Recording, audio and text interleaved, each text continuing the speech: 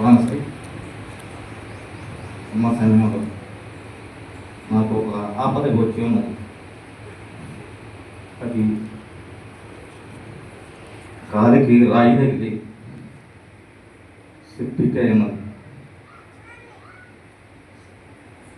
ఆ బాధలు భరించలేని బాధ.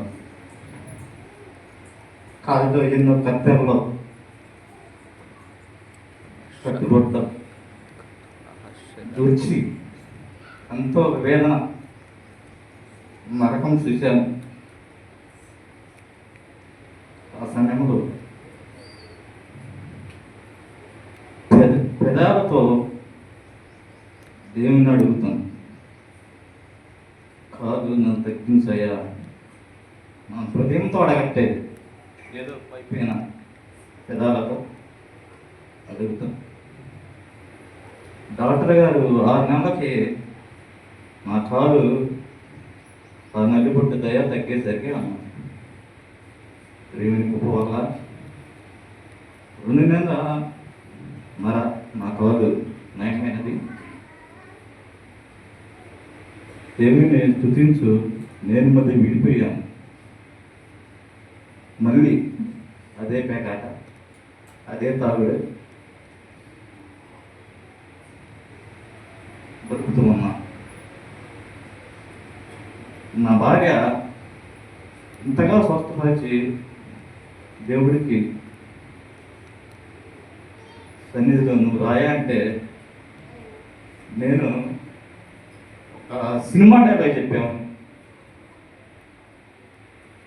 నేను రావాలనుకున్నప్పుడే వస్తా, నువ్వు వచ్చినప్పుడు కాదు అని చెప్పి ఉన్నాను. అదేవిధంగా నా కష్టాజీతంలో దేవునికి మా భార్య అడిగితే 100 రూపాయలు ఇచ్చేవాడిని. నా సరదాలకి, నా తాగుడికి, నా వ్యసనాలకి 1000 రూపాయలు తీసుకెళ్ళి నైట్ 10 దాకా తాగి వచ్చేసి ఎన్నో మాటలు నా భార్యని అనుకున్నాను. అలా మళ్ళీ లోకాశలతో వచ్చాను ఉన్నాడు. తర్వాత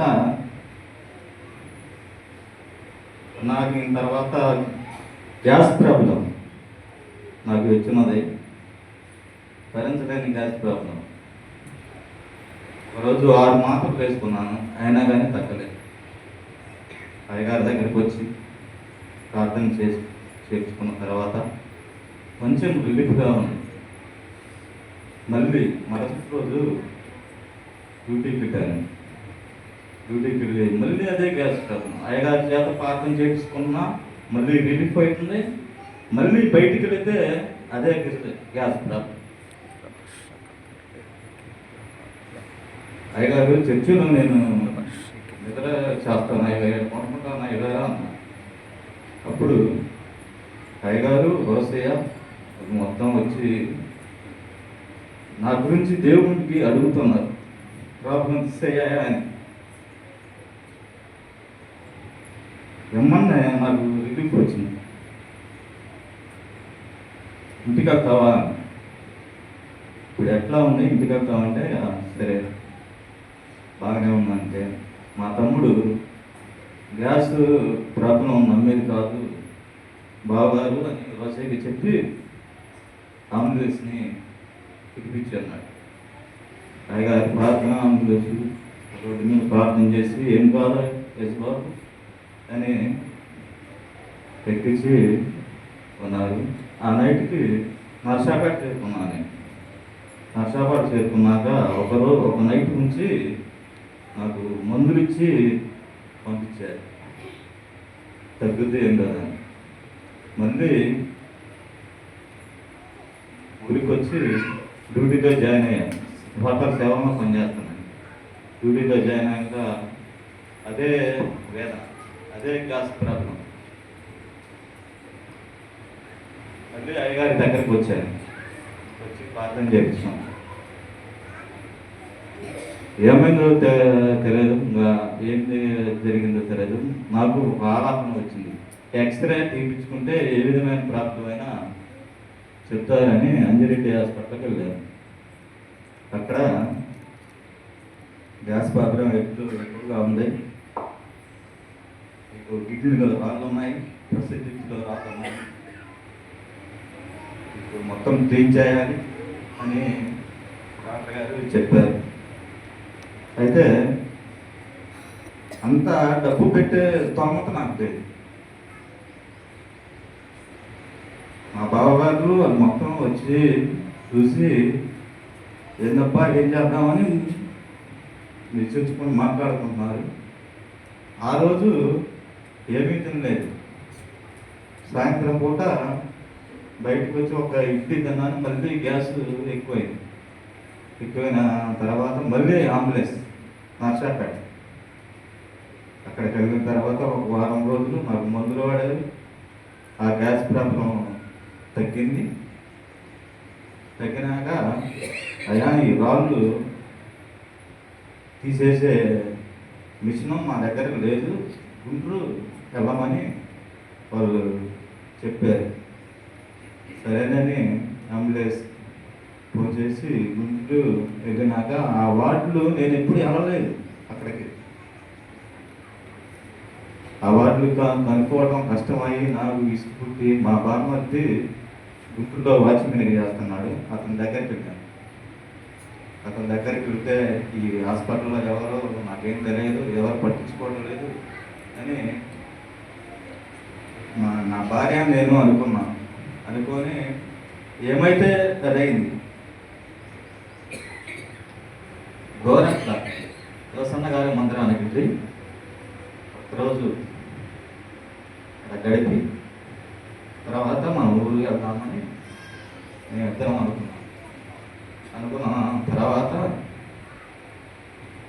మా బామ్మకి ఎట్లా తెలిసిందో తెలిసింది. కత్తి సంపత్ మా ఎద్దకు వచ్చినాడు. వచ్చి బావా నీకెట్లా ఉంటే నాకు కొంచెం చేద్దా అని ఆ రిపేట్ తీసుకొని జనార్దని హాస్పిటల్ పక్కన గోపాలకృష్ణ హాస్పిటల్ కిడ్నీ స్పెషలిస్ట్, ఆయనకి ఒక మిస్సెస్ ఆడ పనిచేస్తుంది. ఆయనకు ఫోన్ చేసి ఈ రిపోర్ట్ చూడడం అంటే ఆయన ఆ రిపోర్ట్ చూసి రమ్మన్నే కదా పొద్దున్నే నన్ను తీసుకురమ్మన్నారు. అడిగాను, తిరిగితే రిపోర్ట్ చూసి మీకు అర్జెంటుగా ఆపరేషన్ చేయాలా అన్నారు. సరేనని ఒక రూమ్ ఇచ్చారు. తెల్లవారుజామున 5 గంటలకే ఆపరేషన్ చేయడానికి నన్ను లేపారు. అప్పుడు దైవజనుడికి జగదీష్ అయ్య గారికి ప్రార్థన చేయమని చెప్పి ప్రార్థన చేయించుకున్నాను. నాకు ధైర్యం వచ్చింది. ఆపరేషన్ థియేటర్లోకి వెళ్ళాను. 25 నిమిషాలు ఆ దర్శనం. దేవుడు చనిపోతా ఏమో నా మనసులో ఆలోచన వచ్చి ఉండేది. బహుశా 4 గంటల క్రితం నేను చనిపోవచ్చు. దేవుడు స్వస్థపరిచి రక్షణ ఇచ్చి భార్యాభర్తని అనుదినము సన్నిధిలో నిలబెట్టినందుకు ఈ సాక్ష్యాన్ని చెప్పే, ఆయన చేసిన మేరకు చెప్పే టైం నాకు ఇచ్చినందుకు దేవునికి